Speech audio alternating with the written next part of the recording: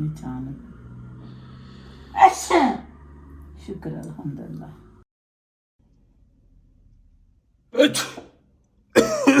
तैयब मैं तेनू इन्नी दफा बोलिया है कि जदों नीछा दी ना हथ रखीदा है इन्ना बड़ा सांड हो गया तो तेनू अजे तक अकल ही नहीं आई है। अब्बू अब निकल गई है सॉरी आंदा से हथ रखूंगा।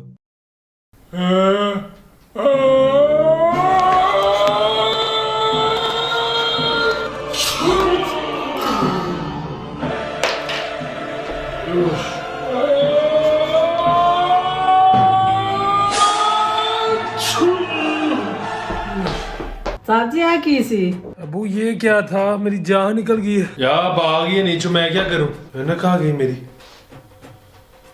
सुकून आ गया अजीब है सादा कुत्ता कुत्ता टाटा कुत्ता टॉमी